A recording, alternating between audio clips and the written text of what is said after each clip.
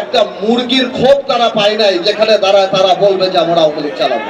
বাংলাদেশে আওয়ামী লীগকে সবাই মীর জাফর লীগ হিসাবে জানবে আগামী 100 বছর।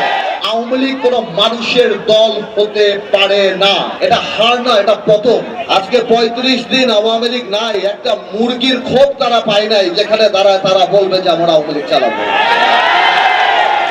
এবার চিন্তা করেন, এটা হার না, এটা পতন, এটা আল্লাহর তরফ থেকে আসছে।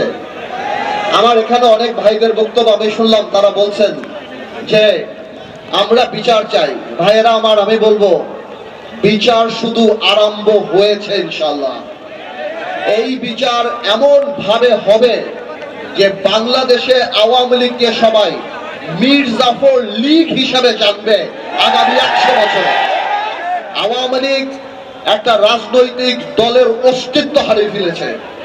এই আওয়ামী লীগের 71 সালে যে অবস্থান ছিল, আজকে আওয়ামী লীগ যে ক্যারেক্টার, যে চারিত্রিক বৈশিষ্ট্য চলে আসছে, আওয়ামী লীগ কোন মানুষের দল হতে পারে না। আজকে ভাইয়েরা বোনেরা, আজকে আপনারা এই ছাত্র বৈষম্য আন্দোলনে ছাত্র জনতার যে আন্দোলন দেখছেন, এই আন্দোলন 17 বছর মানুষের পুঞ্জীবিত ক্ষোভ। এই আন্দোলন এমন এক পিতার আন্দোলন যে লজ্জায় তার পরিবারের সাথে ভাত খেতে বসে নাই, কারণ সে বাজার করতে পারে না।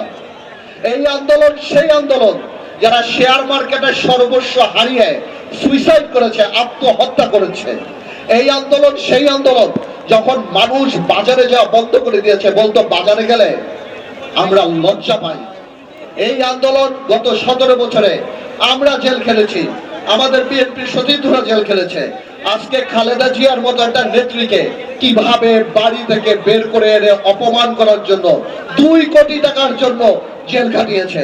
তারেক রহমানের স্ত্রী, তারেক রহমানের পরিবার সহ সবাইকে এই সরকার, গত সরকার, আওয়ামী দুঃশাসনের সরকার 2টা মাত্র থিওরিতে বিশ্বাস করে। এক হলো শত্রু, এক হলো ষড়যন্ত্র। ওনাদের বিরুদ্ধে কথা বললে আমরা শত্রু, ওনাদের বিরুদ্ধে আলাপ করলে আমরা ষড়যন্ত্র করি। এই 17 বছরে তারা এই কাজ করে করে মানুষের মনের মধ্যে থেকে জায়গা এমন ভাবে তাদের চলে গিয়েছে যে তারা তো পুলিশ দিয়ে খালেদা জিয়ার বাড়ি খালি করেছিল। আজকে বাংলাদেশের জনগণ সেই গণভবনকে তাদের কবরের ভবন বানিয়ে দিয়েছে।